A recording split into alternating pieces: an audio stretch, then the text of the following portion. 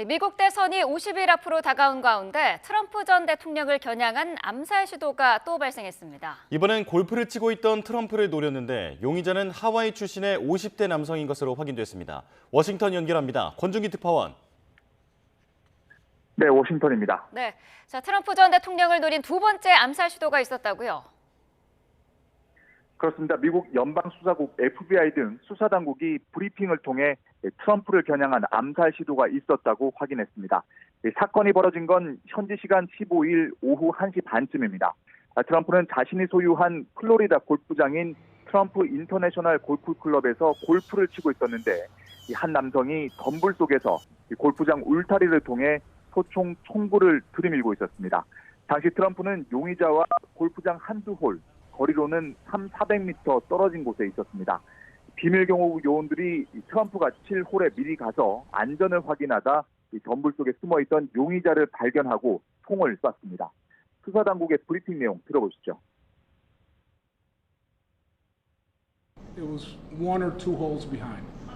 That because the bubble moves through the golf course, so our agents will get there first, clear it. He noticed that the rifle was pointed out. Our agents engaged. 수사당국은 용의자가 갖고 있던 조준경이 장착된 AK-47 소총과 배낭 2개, 액션 카메라 하나를 압수해 사진을 공개했습니다. 압수물로 미뤄봤을 때 용의자는 트럼프 암살 장면을 촬영할 목적이었던 것으로 보입니다. 비밀경호국이 총을 쏘자 용의자는 소총을 버린 채 자신의 SUV 차량을 타고 도주했고 결국 얼마 안 가 고속도로에서 붙잡혔습니다.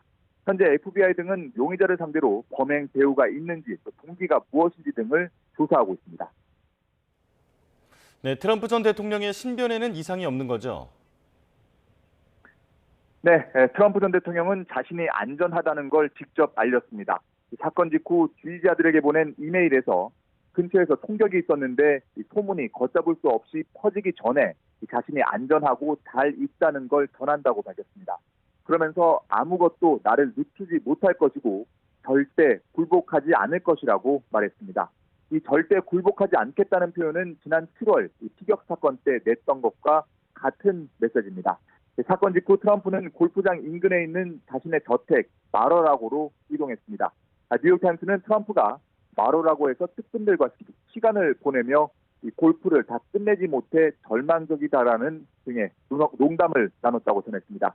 백악관은 조 바이든 대통령과 카멀라 해리스 부통령이 이번 사건을 보고받았다며 트럼프 전 대통령이 안전해서 안도했다고 밝혔습니다. 해리스 부통령은 SNS에 글을 올려 트럼프가 안전해서 기쁘다며 미국의 폭력을 위한 자리는 없다고 말했습니다. 네, 지난 7월 유세 중에 피격을 당한 지 2달 만에 또 암살 시도가 발생한 건데 파장이 적지 않겠죠? 네, 일단 범행 시점이 공교롭습니다. 2달 전 피격 사건 이후 승기를 잡는 듯 했던 트럼프가 해리스 등판으로 고전하고 있는 와중에 암살 시도 사건이 또 터진 겁니다. 따라서 앞으로 수사 결과에 따라 파장이 커질 수 있습니다. 범행 동기에 따라서 대선의 영향은 물론 덕자는 정치적 후폭풍을 몰고 올 가능성도 배제할 수 없습니다. 만약 용의자가 정치권이나 외부 세력과 연계된 것으로 드러날 경우 걷잡을 수 없는 파장이 예상됩니다. 뉴욕타임스는 용의자가 하와이 출신 58살 라이언 루스라고 수사당국 관계자를 인용해 보도했습니다.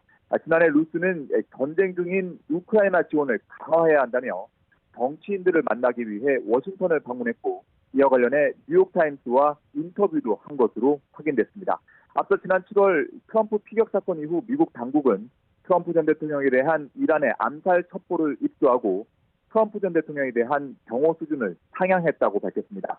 이번 암살 시도를 비밀 경호국이 미리 발견한 것도 상향된 경호 수준에 따른 것일 가능성이 있습니다.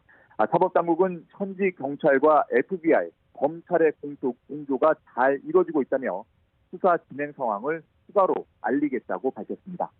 지금까지 워싱턴에서 YTN 권준입니다.